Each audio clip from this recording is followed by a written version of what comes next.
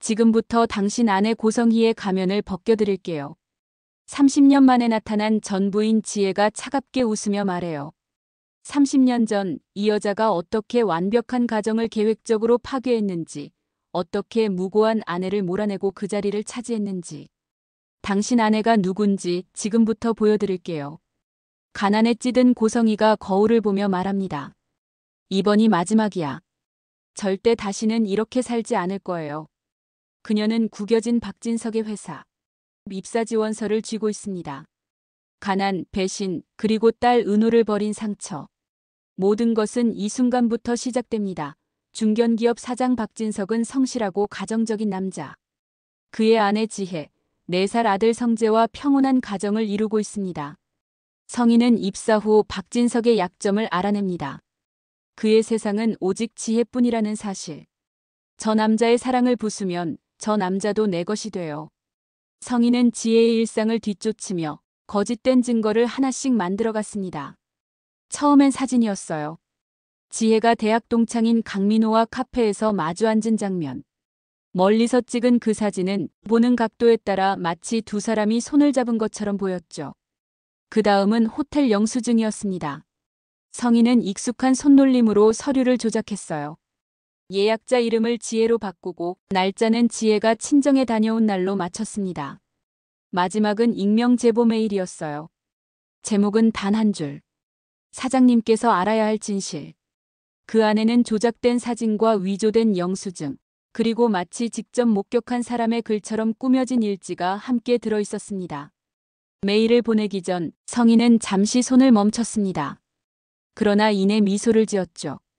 이제 모든 준비가 끝났어요. 그녀는 전송 버튼을 눌렀습니다.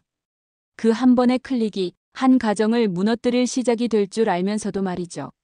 메일을 본 진석은 무너집니다. 사진 속의 아내, 믿을 수 없는 장면들. 10년의 믿음이 다 거짓이었단 말이야. 그날 밤 그는 증거를 내밀며 지혜를 몰아세웁니다. 지혜는 울며 항변하지만 아무도 믿지 않아요. 이건 누군가의 조작이에요. 증거가 있는데도 그렇게 말하나요? 결국 지혜는 집을 나서고 어린 성재는 아빠 품에 안긴 채 울부짖습니다. 엄마 가지 마. 지혜는 어린 아들 성재의 손을 놓을 수밖에 없었어요. 그리고 속으로 다짐했어요. 엄마는 돌아올 거야. 시간이 흘러 고성희는 박진석의 곁을 차지하고 그의 아내가 됩니다. 가난한 여자는 이제 사장의 아내로 불립니다. 하지만 그 웃음 뒤엔 병든 아들 우진이 있습니다. 그녀는 속삭입니다. 우진이는 완전해야 해요. 그래야 성재가 아니라 우리 우진이가 진짜 후계자가 될 수 있어요. 그녀에게 우진은 아들이 아니라 자신의 인생을 되돌릴 증거이자 무기였습니다. 성희는 생각했어요. 완벽한 후계자를 만들려면 결함을 없애야 해. 그때 떠오른 이름이 있었습니다. 과거 스스로 버린 딸 은호. 성희는 은호의 흔적을 추적했고 그녀는 계획적으로 접근했어요. 처음엔 따뜻한 말로, 그 다음엔 연민으로. 하지만 그 마음엔 모정이 없었습니다. 오직 계산만 있었죠. 은호야, 우진이한테 내가 꼭 필요해. 그녀는 아이의 마음을 이용했고 우진을 위해서라면 무엇이든 해야 한다고 자신을 세뇌했습니다. 그 순간부터 고성희의 집착은 점점 광기로 변해갔습니다. 시간이 흘렀습니다. 그날 이후 지혜는 긴 세월을 홀로 살아왔습니다. 젊은 시절의 눈물은 이제 주름진 얼굴 속으로 스며들었고 그녀의 눈빛엔 슬픔 대신 단단한 평온이 자리 잡았어요. 처음엔 생계를 위해 일했지만 곧 자신이 가진 능력을 믿기 시작했습니다. 밤마다 회계 공부를 했고 남의 회사 장부를 정리해주며 조금씩 이름을 알렸습니다. 세월이 쌓이고 이제 그녀는 작은 재무 컨설팅 회사를 운영하는 대표가 되었죠.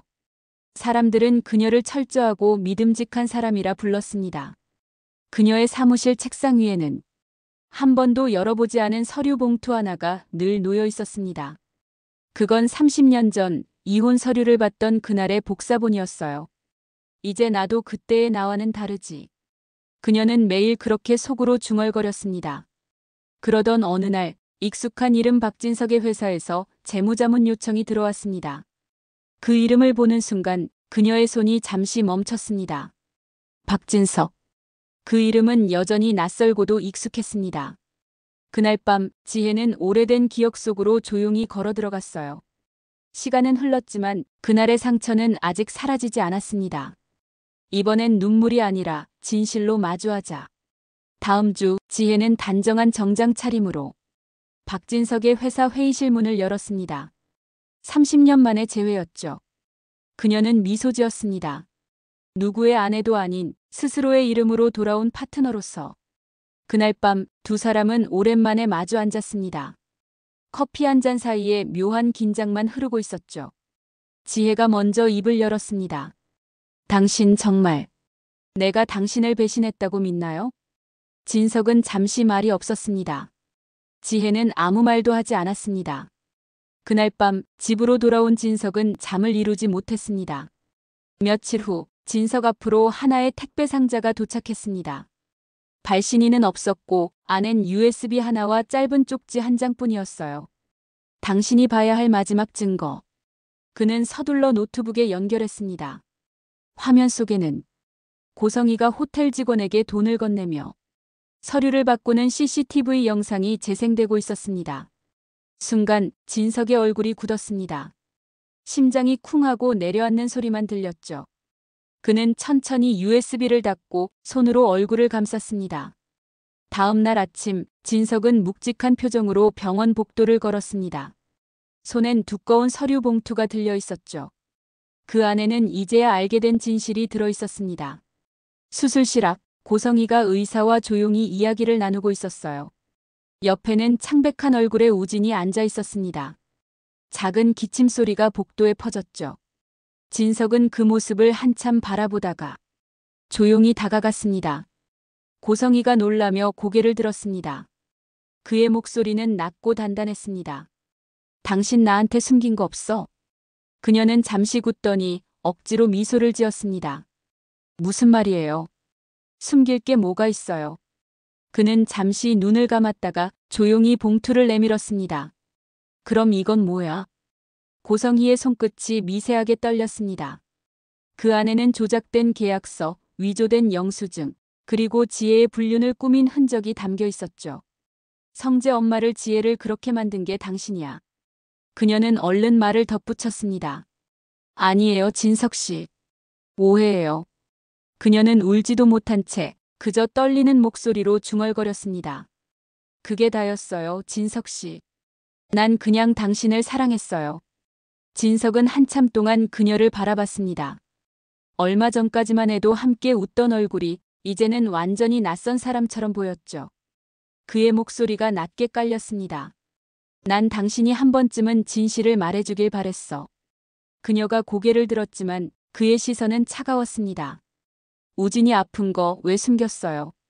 그리고 그 아이를 성재 대신 후계자로 만들려 한 게 아니라고 정말 그렇게 말할 수 있어? 고성희는 숨을 삼켰습니다. 진석의 말은 멈추지 않았습니다. 그리고 은호. 당신에게 딸이 있다는 사실, 왜 그건 끝까지 숨겼어? 그녀는 아무 대답도 하지 못했습니다. 손끝이 떨리고 숨이 막힌 듯 고개를 숙였죠. 진석의 목소리가 낮아졌습니다. 난 당신을 믿었어. 한 번만이라도 솔직해주길 바랐는데. 당신은 끝까지 나를 속였어. 그녀는 그제야 눈을 감았습니다. 눈물이 천천히 흘러내렸죠. 진석은 더 이상 말을 잇지 않았습니다. 문이 닫히고 남겨진 건 고성희의 흐느낌뿐이었습니다. 며칠 후 고성희는 결국 이혼 서류를 받았습니다. 도장이 찍힌 그 종이를 손에 쥐고도 그녀는 한동안 아무 말도 하지 못했어요. 세상이 조용했습니다. 사람들의 시선은 차가웠고 그녀 곁에는 아무도 남지 않았습니다. 그렇게 모든 걸 가졌다고 믿었던 여자의 삶은 서류 한 장으로 끝이 났습니다. 그리고 또 다른 사람. 지혜가 박진석의 자문 파트너로 돌아온 그날, 회의가 끝난 뒤 지혜는 조용히 성희에게 다가갔습니다. 오랜만이에요. 고성희는 잠시 멈칫했지만 곧 짧은 웃음을 지었습니다. 세월이 이렇게 흘렀네요. 아직도 그 일 마음에 남았어요? 지혜는 미소를 잃지 않았습니다. 아니요, 전 이제 괜찮아요. 다만 정리는 하고 살아야 하잖아요. 그녀는 서류 하나를 책상 위에 올려놨습니다.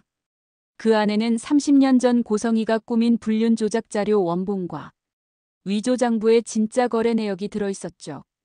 지혜는 차분히 말을 이었습니다.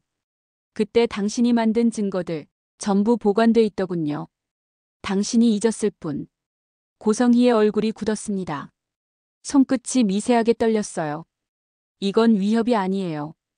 그냥 진실을 제자리로 돌려놓을 때가 된 것 같아서요. 지혜는 자리에서 일어났습니다. 마지막으로 덧붙였죠. 넌 평생 너만 생각했어. 누가 상처받든 누가 무너지든. 결국 중요한 건 너 자신이었잖아. 그녀는 짧게 숨을 고르고 덧붙였습니다. 그렇게 살면 결국 혼자 남아. 지금 내가 그렇듯이. 고성희의 시선이 흔들렸습니다. 입술이 떨렸지만 아무 말도 나오지 않았어요. 지혜는 더 이상 말을 이어가지 않았습니다. 그녀의 침묵이 무슨 말보다 무겁게 내려앉았죠. 그렇게 고성희의 이야기는 끝났습니다. 하지만 이 이야기가 정말 끝일까요? 진성만이 알고 있는 그 진실, 그 사실을 은호가 알게 된다면 또 다른 이야기가 지금 막 시작되려 하고 있습니다.